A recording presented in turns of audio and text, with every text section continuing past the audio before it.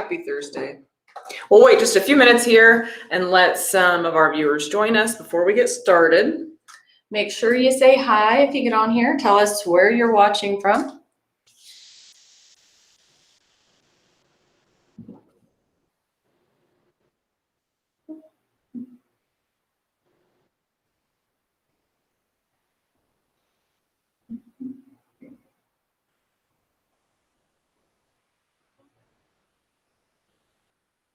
There's a few people joining us there.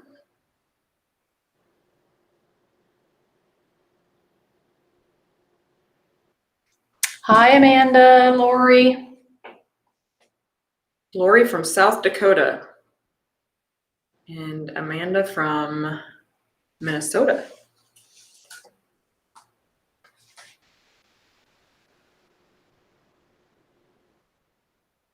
Hi, Kim from Georgia. Ohio. Virginia.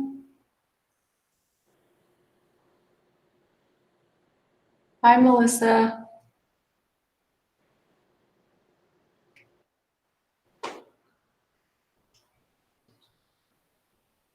All right. All righty.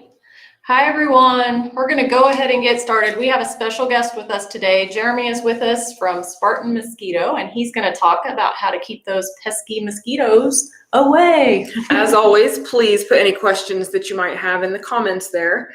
At the end of this segment, we are going to be picking 2 lucky winners, and you each are going to be getting a 2-pack of the Spartan Mosquito Pro Tech. And that will, a 2-pack means you're going to get 2 boxes, and there are 2 of these tubes in each box. So make sure you get all your questions in there, anything that you might want to know. To kind of get us started and kick off the questions, Jeremy, can you tell us a little bit about the mosquito or the Spartan Mosquito Pro Techs? Yeah, it's pretty simple, kind of like it comes in the boxes that you showed, and they look about this. It's an attractive toxic sugar base. So that means it brings the mosquitoes in. They fly in there and in these little tiny holes, they eat the material, fly off and expire. It's a pretty simple methodology and it's a pretty simple product. Okay. Can you tell us when is the best time to put these out on your property? So the United States Department of Agriculture and the CDC and the World Health Organization kind of all have these theories, but long story short, mosquitoes need warm weather, so above 50 degrees Fahrenheit, and they need water to hatch. So we recommend the best time to put them out is when the average temperature in your area is above 50 degrees. And on every box, there is a kind of a map of the United States that tells you, hey, historically at least, this is when the average temperature reaches above 50 degrees. And it's a little tiny map. There we go, about like that, broken down by sections of the country. So that's the best time to put them out. You can imagine when they first, if you only have a male and a female in your yard when they first come to life, when they breed, there's some females that lay 400 eggs. So they multiply very, very quickly once you meet the environmental conditions. So it's always so much easier to keep them under control at the beginning of the year than it is once it's been over 50 for several months. You have a lot more mosquitoes in that area. Okay. Virginia had asked, how long do they last? So our claims on there are that they last up to 30 days.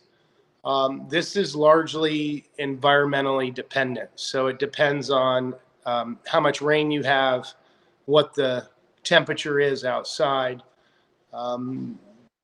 We get reports of them lasting all sorts of different lengths, and it really just depends on where you live and where you put them out. You know, if I put them out in Mississippi, that's where we are tomorrow, and we have a hurricane with, 90-mile-an-hour winds, they're probably not going to last too long. So it really is just environmentally dependent. But we also offer 100% money back guarantee for those 30 days. So if it lasts any time less than 30 days, we refund the money, no questions asked. Okay. All right, Amanda asked, is there any concerns for other animals eating the dead mosquitoes since this is a toxic material? And she said such as chickens? Or Annie asked the same thing, so, or Ann, and just any animals in general, I guess. So the best information on boric acid, which is the active ingredient, is at NPIC, which is the National Pesticide Center, NPIC, and they kind of give a breakdown on the toxicity levels of the active ingredient on others. I can tell you that, to our knowledge, there's no animal that eats more than 5% of its diet in mosquitoes, right? So the maximum amount they could possibly eat is 5% of their daily diet. And then from there, I would refer back to NPIC. I wish I could, quote you all 7 pages, but it's really better read rather than me trying to discuss it. Okay. Melissa asked if you, how many of these should you use if you have, like, per acre, like if you have a heavy mosquito infestation? So the minimum that really should be used is 4 tubes for any property size up to an acre. If that's not working, certainly contact us directly. It could be a plethora of problems, from storage to manufacturing to other issues that may have occurred. Some folks do use more if they have heavily wooded areas, if they have a lot of water drainage or stagnant water on their property. But typically, 4 tubes for any property size up to an acre should do it. Carol asked, do you have to place them so many feet apart? Please, please, please, please. The distance on our instructions is important. So because, and I'll just, because I like to point to things, because it's an attractive mechanism, it's going to pull the mosquitoes. So firstly, and I know she said how far apart, but you would never want to hang this on your porch because the mosquitoes are going to come to it. So you want to put it where you, so that the mosquitoes go to the tube. As a secondary, you also want to separate the tubes a distance apart, usually no more than about 80 feet or so, or I think it's 80 feet from where you congregate and no more than 180 feet apart. The science on that is kind of loose. In general, most mosquito species, or at least most scientists, have found that the vast majority of mosquito species can sense things up to about 100 feet away. So if you have the tube 500 feet away from where you are, the mosquito may never sense it, so it may not go to it. So by placing them around your property, kind of on the perimeter or the property line, mosquitoes that are trying to get into your property, pardon me, I haven't talked this long in a long time. Mosquitoes that are trying to come into your property ideally will get to that tube first. And then if they're trying to go between the tubes and you only have them so far apart, as they travel between them, you want them to sense that tube before they ultimately end up getting to you. So the distances are pretty important. Okay, Tammy had asked if this is safe for bees. So as a pesticide, we can make no claim about safety, and I'll tell you 2 more things. The NPIC states that boric acid is relatively non-toxic to bees. I disagree with EPA here, and I'll probably get fined for saying it. Almost anything that can fit in that hole that's an insect is going to be impacted by the boric acid. The holes are less than 11 4 inch. So as long as something can't go into the hole, then it should be okay. If something can go into the hole, it's likely to be impacted by the boric acid. I know I didn't really answer that question, and I apologize. I'm constrained by EPA law and in what we're allowed to say. If she happens to be a beekeeper, I normally suggest people to email us, let it hear her.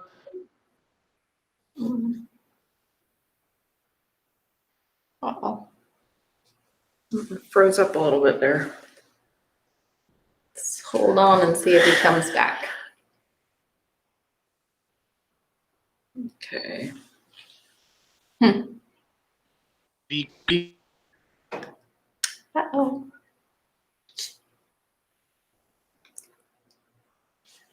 Oops. Let's see. We'll start there when he comes back on. We'll just wait a second, guys. We'll see if he can hop back on. Jeremy, if you can hear us, we can't see you anymore. We'll give him just a minute here. And I know that he had just said a little bit ago that pretty much any insect that could get inside the tube would probably be affected. So, but I'll let him answer that for sure. So what's the question? I apologize. Oh, you're fine. No problem. Let's see where we on that last question there. Tammy, Right there. yeah. Okay. So Tammy would like to know, would it be any good in a wooded area? Yeah, they work actually better, I believe, in wooded areas. One of the things that impacts the tube rainwater. Uh-oh.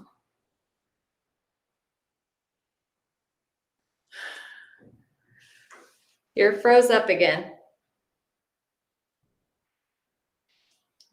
Question 2. Yeah, that's a good one. Hang with us, everybody. We're having just a little technical difficulty here.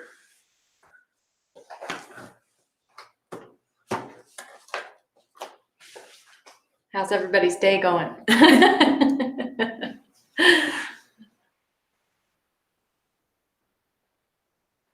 Could be, Tammy. That could be.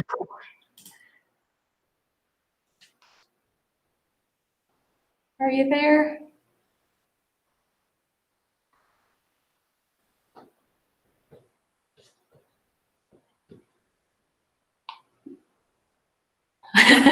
Yes, it is. I agree.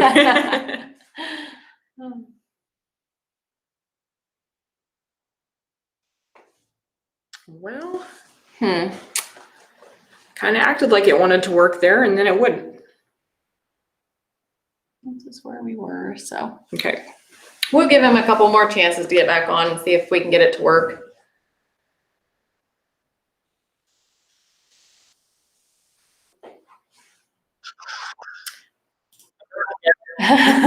Welcome Let's back. see. Let's get you on here. Awesome. In the wooded area. Do you want to ask that one? Let's see. Gnats. Oh, Anne had asked if this is effective with gnats, and you kind of went over, other insects a little bit, but. So I'm not allowed to address that as per EPA law. What I would tell you is put them up and let us know. You be the test. I don't know how to pronounce that, Okay. but Lori said that we have a new invasive mosquito. Do you know? Yep, nope. And Aedes, Aedes 80s. Polaris in Antelope Valley, Okay. which is Southern California. Will it work for them too? Well, one, we haven't tested against that species, and two, we're not authorized to sell in California. So as soon as we are, shoot us an email and we can send you some and you can let us know. Okay. Kyla asked, how high up should you place these?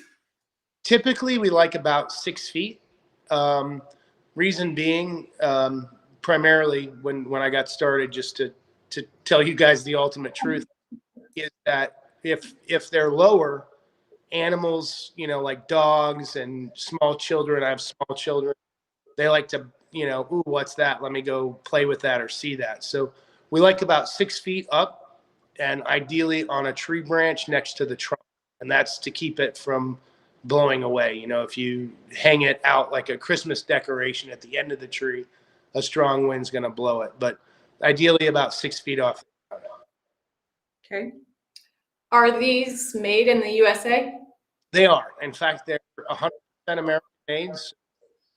Everything from the sugar to the ink to the plastics, every single part and piece is sourced and made in the United States. There's 0 foreign parts in the entire box. Everything is American made. Okay. Do you have any other recommendations on where to hang these, say if you don't have a lot of trees on your property? The big things are to make sure they're the proper distance and ideally in the shade, because if they're in direct sunlight, they're going to evaporate too quickly. If they're in direct rain, they may dilute too quickly. So those are, if you can follow any guiding principles, follow the principles of the correct distance and in the shade. Okay. All right. I had a question. What was it? I did. Melanie lost her question. So I go out and hang these up. Do I just not have to look at them again, or what is the process? Are they high maintenance, or what do you got to do? No, there's on each tube, there's a water level low mark, which is about here, and a water fill level. And as long as the water is maintained within that level, you should be good. So once a week, you might want to take a look at them and just make sure, hey, is it still within that range? You know, if it dips below, you just add a little bit of water. But as long as it's in between that range, you should be fine. And other than that, it's zero maintenance. Okay. Janet wanted to know if you could go over the correct distance once again. She missed that part. So it's actually written on our little pamphlet that comes in each one. And the big things to remember, and it's under this section of when to deploy. And if you come down to placement for mosquito season, which is this paragraph, it'll tell you that you need to keep them at least 80 feet apart, 80 feet away from where you congregate, but no more than 180 feet between tubes, if that makes sense. So at least if I'm your back porch, at least 80 feet away from your back porch, and in between tubes along your perimeter or property line, at least 80 feet apart and no more than 180 feet apart. And it's clearly written in our instructions. It's available on our website, our videos. Certainly, if you have questions regarding your particular property, one of the services we offer is you can email us with your address, and we'll look at your property from Google Earth, and we'll pinpoint kind of where we would recommend that you place the tubes. Some folks really like it because then there's no question about where to place the tubes. We have a couple that can kind of go together. How do you know, like how long should they last, and how do you know when they need replaced? Okay, so at a minimum, they should last, well, I'll say up to 30 days. So 30 days is our money back guarantee.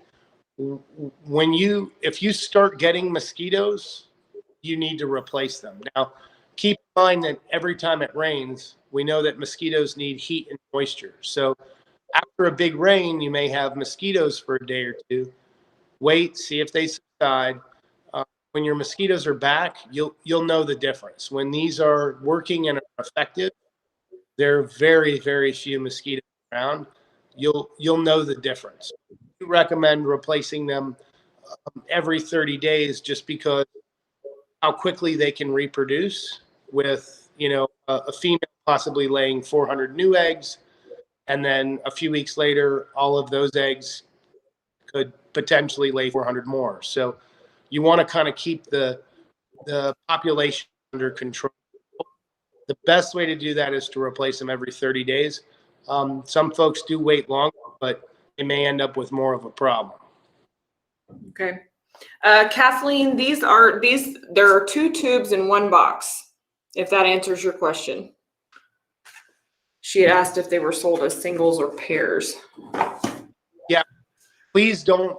We get that a lot. In fact, we had somebody tell us today that they hung one tube up in the yard and still had problems.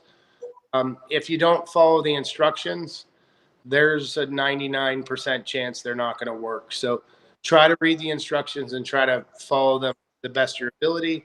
And if you're not real sure, just reach out to us and we can kind of walk you through the process. Okay. And we also have a video up, I think, on our product page that kind of walks you through too. It's really nice. So check that out as well.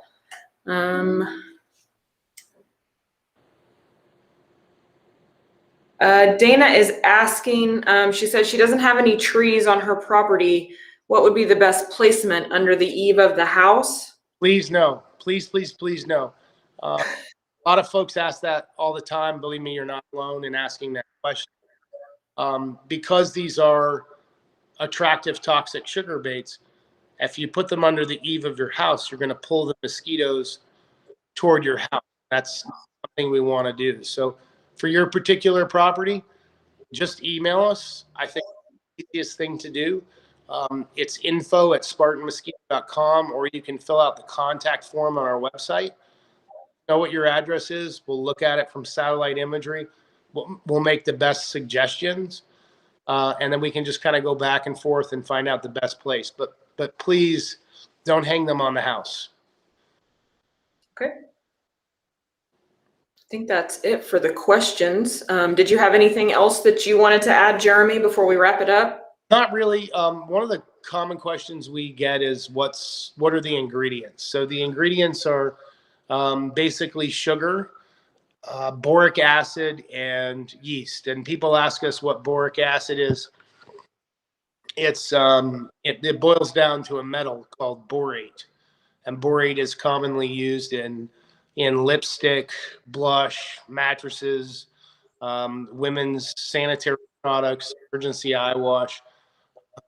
Concentration of the borate in our product is once you've activated it with water, actually a lower concentration of borate than in women's lipstick. So the active ingredient is very, very minute, but pretty simple ingredients. Okay. Thank you guys so much. Alrighty. Thank you. We appreciate you coming on here with today and answering all these questions. And I think we have a lot of fans out there watching today. We are going to go ahead and draw our 2 winners. Okay, So 2 lucky winners are going to get a 2-pack, which means you're going to get 2 boxes and 4 tubes total. All right, who's our first winner?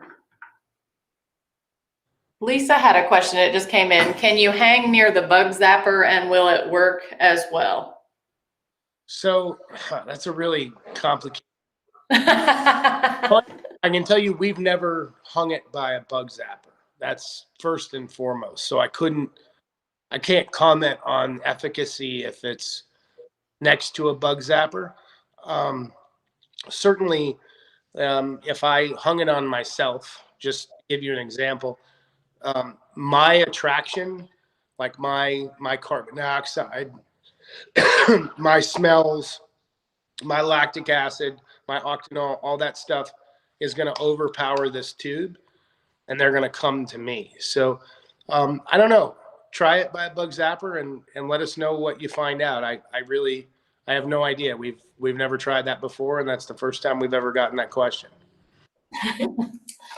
Alrighty, on to the winners. So our first winner is Heather Fisher. Congratulations, Ooh. Heather. Hey, Heather. Our second winner, I'm going to try and pronounce the last name correctly, is Virginia Dimzik. Sorry, say that's right. Sorry, Virginia. So, those All are right. our winners. Congratulations to our winners. Jeremy, thank you again so much for joining us today. We have just a couple of announcements before we hop off here. You want to do? Let's see. Yeah, let's do our sweepstakes. All right. Our Off to the Races sweepstakes is going on now. It ends June 18th, so make sure you go check out the prizes and get entered. All right, join us again live next Thursday, June 3rd. We are going to be with Weaver Leather, and we're going to be talking about the line of Kool-Aid products. So be sure you join us live next Thursday. All right, everybody, have a great rest of your day, and we will see you next week.